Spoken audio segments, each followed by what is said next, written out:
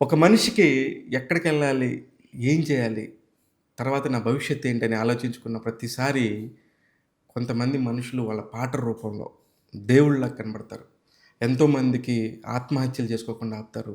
మరికొంతమందికి జీవితంలో ముందుకు పోవటానికి వాళ్ళ పాటని సాధనంగా ఉపయోగిస్తారు.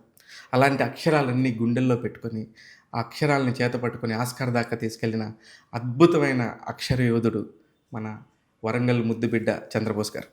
ఆయనతో ఇంటర్వ్యూ చేస్తున్నాను. ఫస్ట్ టైం ఎందుకు ఆయనతో అంటే, ఆయన నిజంగా నాకు ఆరాధ్య దైవంలాగా. ఎలాగంటే, నా మొదటి హైదరాబాదు అడుగుపెట్టిన మొదటి రోజు నుంచి, ఈ రోజు వరకు గూడా నేను చూస్తా ఉన్నాను ఒక వ్యక్తిని. ఒక చిన్న మొక్క మానులాగా ఎదగటం ఎట్లా ఉంటదో నేను ఎన్నో చూశాను.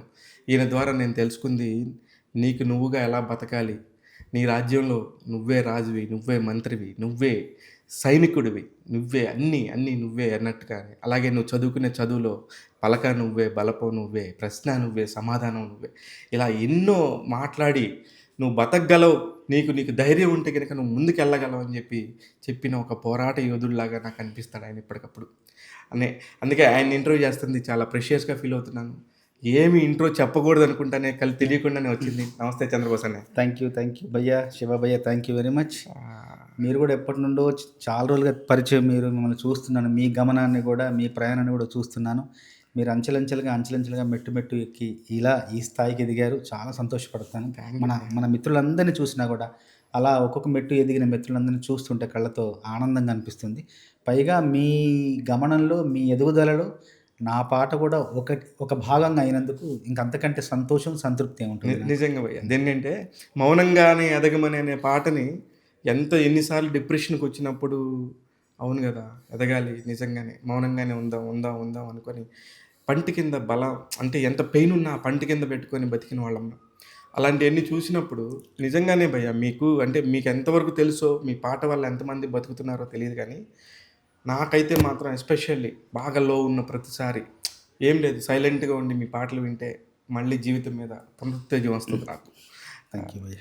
అది. అయితే ప్రస్తుతానికి 'పుష్ప' గురించి మాట్లాడదాం భయ్య. ఎక్కడ చూసినా అసల ఒక మేనియా అంటే ఒక్క సినిమాతో ఇంత మేనియా సృష్టించొచ్చా? అనేది అనిపించినప్పుడు భయమేసింది. ఈ మధ్యలోనే మీకు 'నాటు నాటు' పాటకి ఆస్కార్ రావటం, మీరు మళ్ళీ అటు వెళ్ళటం. కానీ 'పుష్పలో' కొన్ని లైన్స్ భయ్య ఊహించలేని లైన్స్. అంటే అతనేమి అద్భుతమైన దైవదత్తమైన మనిషి ఏం గాదు. ఒక సాధారణ కూలి అసలు అతని ఎదిగిన వైనం. దాని గురించి మీరు మాట్లాడుతున్నప్పుడు మీకొచ్చిన కథ ఎలా చెప్పారు భయ్యా? ఫస్ట్ మీకు ఈ లైన్స్ ఎలా తట్టాయి? ఏ పాటలో ఇది మనం మీరు 'పుష్ప' కానీ 'పుష్ప' అంటే ఇది 'పుష్ప 1లో' హ్మ్. 'దాక్కో దాక్క అయ్యుండొచ్చు, ఏ బిడ్డ అయ్యుండొచ్చు. అవునుండొచ్చు. ఏ బిడ్డలో ఒక రకమైన స్ఫూర్తి ఉంది. హ్మ్. తర్వాత 'పుష్పలో' ఇంకొక రకమైన స్ఫూర్తి ఉంది. అంటే మొత్తం కథ చెప్పినప్పుడు, కథనం చెప్పినప్పుడు, సందర్భాలు చెప్పినప్పుడు అంటే ఒక తనను తాను చెక్కుకున్న శిల్పి అనమాట. కరెక్ట్. తనను తానే చెక్కుకొని తన అందమైన ఆకృతిని అలా ప్రపంచానికి చాటాలి, చూపాలి అని చెప్పేసి ఒక తపన పడే వ్యక్తి, సాధారణమైన పరిస్థితుల నుంచి అసాధారణమైన స్థితికి చేరుకున్న వ్యక్తి కాబట్టి, అతను గాథను చెప్పేప్పుడు ఒక మంచి ఉపమానాలు ఉండాలి, పోలికలు ఉండాలి. అవును. హ్మ్. దాంతో పాటు అందరికీ అర్థం అవ్వాలి. హ్మ్. అందరూ కూడా సమన్వయం చేసుకునేలాగా ఉండాలన్న ఆలోచన ముందు నుండి మా అందరికీ ఉంది. హ్మ్. ఒక రకంగా చెప్పాలంటే 'పుష్పరాజ్' అనే పాత్రను రూపకల్పన చేసింది సుకుమార్ గారైనా, సుకుమార్ గారు ఏ క్షణంలో 'పుష్పరాజ్' అనే పాత్రను రూపకల్పన చేశారో, కానీ ఆ సినిమాలో పనిచేసిన వాళ్ళందరం పుష్పరాజులే ఒక రకంగా చెప్పాలంటే. అబ్బబ్బబ్బబ్బా! ఎందుకంటే పట్టుదలతో పనిచేయడం, హ్మ్. మెట్టు పైకెక్కడం. హ్మ్. అందరం కష్టపడి పైకొచ్చిన వాళ్ళం. కరెక్ట్. అందరం కూడా ఒక తపనతో, ఒక దీక్షతో, ఒక ఏకాగ్రతతో, ఒక అంకిత భావంతో పనిచేస్తూ ఈరోజు అందరం ఈ స్థాయికి 'పుష్పకు' పనిచేసే స్థాయికి మేము అందరం చేరుకున్నాం. ఆహ్! కాబట్టి తర్వాత ఇందులో ఏంటంటే మాకున్న ఒకే ఒకటేంటంటే ప్రజల భాష, హ్మ్. వాడుక భాష, హ్మ్. జనబాహుళ్యంలో ఉన్న భాషను మాత్రమే ఉపయోగించాలి. ఎందుకంటే అతను మాట్లాడే భాషనే చాలా సాధారణ భాష మాట్లాడుతున్నాడు. అప్పుడు నిన్ను ఏట్లో ఇసిరేస్తా, హ్మ్. నీ సేపతో తిరిగొస్తా, హ్మ్. గడకర్రకు గుచ్చేస్తా, నీ జెండాలా ఎగరేస్తా, నిన్ను మట్టిలో పాతేసి మాయం చేస్తా, నీ ఖరీదైన ఖనిజంలా మళ్ళీ దొరికేస్తా, ఏ బిడ్డ ఇది నా అడ్డ, అడ్డ. ఆ పక్కా నాదే, ఈ పక్కా పక్కా నాదే, తలపైన ఆకాశం ముక్కా నాదే, ఆ తప్పు నేనే, ఈ ఒప్పు నేనే, తప్పులు తగలెట్టి నిప్పు నేనే, నన్ను మించి ఎదిగటోడు ఇంకోడున్నాడు సూడు ఎవడంటే అది రేపటి నేనే. ఏ బిడ్డ ఇది నా అడ్డ, ఎవడ్రా నువ్వు. ఇది అందరికి కూడా సంబంధిస్తుంది. అందరం కూడా దాంట్లో మనల్ని మనం చూసుకోవచ్చు. ఎవడ్రా నువ్వు అని ఎవరు అడుగుతారు? పరిస్థితులు అడుగుతాయి. కఠోర వాస్తవాలు సత్యాలు మనం ప్రశ్నించవచ్చు. కరెక్ట్. అప్పుడు మనం ఏం చెప్పాలి? ఎవడ్రా నువ్వు అంటే ఇనుమును నేను, నన్ను కాల్చితే కత్తి అవుతాను, మట్టిని నేను, నన్ను తొక్కితే ఇటుకవుతాను.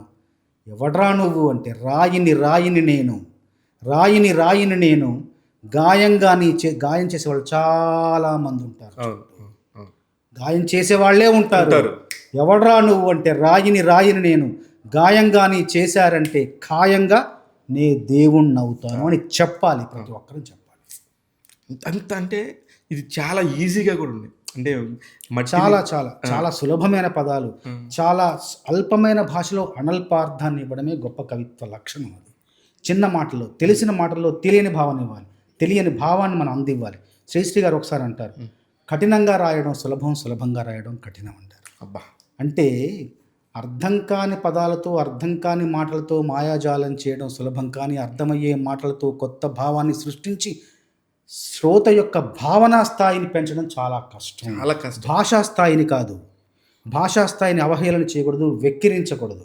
భావన స్థాయిని పెంచే ప్రయత్నం చేయాలి కవి అన్నవాడు, నిజమైన కవి అన్నవాడు. కరెక్ట్. నిజమైన కవికి మీరు కొన్ని వందలు కాదు వేల సార్లు ఉదాహరణ ఉన్నది మాకు. ఎందుకంటే ఎన్ని పాటల్లో మీ అర్థాలు వచ్చినప్పుడు. అట్లాగే పుష్ప 1లో ఇదొక రకమైన స్ఫూర్తి. పుష్ప 2లో ఇంకొకటి రాశాను. గువ్వ పిట్టలాగా వానకు తడిసి బిక్కుమంటూ రెక్కలు ముడిసి వణుకుతూ ఉంటే నీదే తప్పవదా, తప్పు నీదే. గువ్వ పిట్టలాగా వానకు తడిసి బిక్కుమంటూ రెక్కలు ముడిసి వణుకుతూ ఉంటే నీదే తప్పవదా, పెద్ద గద్దలాగా మబ్బుల పైన హద్దులు దాటి ఎగిరావంటే వర్షమైన తలనే వంచి కాళ్ళ కింద కురిసేదా. పుష్ప పుష్ప పుష్ప. అప్పుడు పుష్ప ఎలా అవుతాడు? పుష్ప ఎలా ఉంటాడు? నువ్వు నిలవాలంటే ఆకాశం ఎత్తే పెంచాలి, నిన్ను కొలవాలంటే సముద్రం లోతు ఇంకా తవ్వాలి. పుష్ప. ప్రతి ఒక్కడు పుష్పనే. ఇలాగ ఆలోచిస్తే, ఈ ఆలోచన ఇలా ఆచరిస్తే ప్రతి ఒక్కడు, నువ్వు నేను ప్రతి ఒక్కడు పుష్పనే. నిజంగానే ఆకాశం ఎత్తు పెంచాలంటూ అనేది ఒక ఉపమానం ఎంత అంటే చాలా ఈజీగా అనిపిస్తుంది, కానీ ఎవరికి వర్తిస్తుంది అది? దాంట్లో నేను ఇంకో మాట రాశాను. దాంట్లో దండమెడితే దేవుడికి, సలాము కొడితే గురువులకి, కాళ్ళు మొక్కితే అమ్మకేరా, తల వంచినావా బానిసవి, ఎత్తినావా బాదుషావి, తల పొగరే నీ కిరీటమైతే భూతలమంతా నీదేరా. Super super. అందరికీ గౌరవం ఇవ్వాలి, ప్రతి ఒక్కరిని గౌరవించాలి, కానీ అన్నిటికంటే ముఖ్యమైనది ఆత్మ గౌరవాన్ని కాపాడుకోవడం. ఎగ్జాక్ట్లీ. ఇప్పుడు ఈ టాపిక్ వస్తే సినిమా మొత్తం కూడా ఒక్క ఇంటి పేరు, ఒక మనిషి ఆత్మగౌరవం, ఇదే సినిమా. పుష్పకు సంబంధించి మిగతా అన్ని కర్రచందనాలు, స్మగ్లర్లు ఇవన్నీ పక్కన కాదు, ఇదే కదా. ఇందులోకి వచ్చేసరికి మీకు కథ చెప్పినప్పుడు అంటే యాజ్ ఏ సింగిల్ కట్, ఇదివరకు ఇప్పుడు ఒక సినిమాకి వచ్చేసరికి 6 పాటలు 6 రైటర్లు ఇట్లాంటి అనే దాని మీద మీ అభిప్రాయం ఏంది భయ్య? ఇప్పుడు మీరు ఈ సినిమా పుష్ప అన్న, సుకుమార్ అన్న, దేవిశ్రీ ప్రసాద్ అన్న, అల్లు అర్జున్ అన్న, కామన్ పాయింట్ అక్కడ సెంటర్ పాయింట్ చంద్రబోస్ గారు. ఇప్పుడు నా లెక్క ప్రకారం అంటే మొత్తం మీరే కాబట్టి ఎక్కడ చూసినా లింక్, ఆ కథకు సంబంధించిన ఒక సోల్ అంతా మీదే. చాలా మనం ట్రావెల్ చేయడం అంటాం కదా, డైరెక్టర్ తోటి, కథతోటి, సంగీత దర్శకుడితోటి ప్రయాణం చేయడం అనేది ఖచ్చితంగా ఉంది. ఎందుకంటే పుష్ప 1 నుంచి పుష్ప 2 వరకు కూడా ప్రతిరోజు వెళ్ళడము, కలవడము, మాట్లాడడం, కథ గురించి చర్చించడం, కథ అయిన తర్వాత కథ సంభాషణలు ఏంటి, తర్వాత అక్కడ సందర్భాలు ఏంటి, సన్నివేశం ఏంటి, ఇవన్నీ రోజు మాట్లాడుతూ ఉంటే మెల్లమెల్లగా శరీరంలోకి బాగా ఎక్కిపోయి సందర్భం చెప్పినప్పుడు ఇలా ఉంటే బాగుంటుంది, ఇలా ఉంటే బాగుండదేమో, ఇలా అన్ని రకరకాల చర్చించినప్పుడు మా ఆలోచనలు, మా భావాలన్నీ కూడా తను స్వాగతిస్తాడు, తను ఆహ్వానిస్తాడు, తను మన్నిస్తాడు. తను చెప్పింది కాకుండా మేము చెప్పింది కూడా వింటాడు. అలాగా ఒక 29 రోజులు ఒక పాటకి అలాగా కష్టపడుతున్నాం. అన్ని వెనకాల తోకలన్నీ రాసాం, తల రావట్ల. 29 రోజులు తోకలన్నీ రాసి పెట్టుకున్న తర్వాత ఒకరోజు హిల్టన్ హోటల్లో చెన్నైలో నేను పొద్దున లేచి బ్రేక్ఫాస్ట్ ఇంకా వెళ్ళబోతుంటే సుకుమార్ గారు వచ్చారు.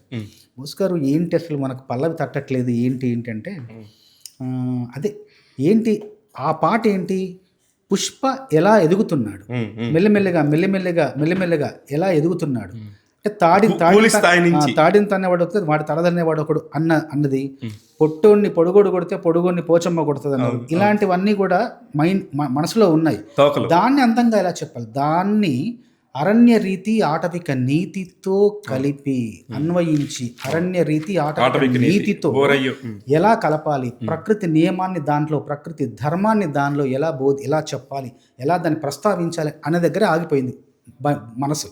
అలా ఆలోచిస్తుంటే నాకు ఆయన వచ్చి ఏం చేద్దాం పల్లవి దొరకట్లేదంటే, గబ్బుకు నన్ను ఏముంది సుఖభయ్య ఒకటి వచ్చింది నాకు అని చెప్పండి. వెలుతురు తింటది ఆకు, వెలుతురు తింటది ఆకు, ఆకును తింటది మేక, మేకను తింటది పులి, దీని పేరు ఆకలి అన్న. అనగానే ఒకసారి మళ్ళీ చెప్పండి అన్న. వెలుతురు తింటది ఆకు, ఆకును తింటది మేక, మేకను తింటది పులి, దీని పేరు ఆకలి అని. దీని పేరు తీసేసి ఇది కథ ఆకలి బ్రహ్మాండం పెట్టండి, ఇది కథ ఆకలి పెట్టినాను. వెంటనే వెలుతురు తింటది ఆకు, ఆకును తింటది మేక, మేకను తింటది పులి, ఇది కదరా ఆకలి, పులినే తింటది సావు, సావును తింటది కాలం, కాలాన్ని తింటది కాళి, ఇది మహా ఆకలి. ఒకడిని మించి ఎదగడమే జీవన క్రమం, జీవన చక్రం. ఇది ప్రకృతి ధర్మం, ప్రకృతి నియమం. ఇదంతా కూడా ఆటవిక రీతి, అరణ్య రీతి, ఇదంతా ఇలాగే. అంటే దాన్ని ఆ నేపథ్యంలో కథ సాగుతుంది కాబట్టి ఆ నేపథ్యంలో పాట రాయడం, ఆ నేపథ్యంలో అలాంటి పోలికలు, అలాంటి ఉపమానాలు తీసుకుని రావడం అనేది చాలా సమయం పట్టింది. వెంటనే సుకుమార్ గారు కౌగిలించేసుకొని దేవి గారి దగ్గరికి వెళ్దామని, దేవి గారి దగ్గరికి వెళ్ళగానే ఓ సూపర్ బోస్ గారు అని చెప్పేసి వెంటనే ఆ వాక్యాలు చెప్పగానే తను అక్కడే కంపోజ్ చేశారు.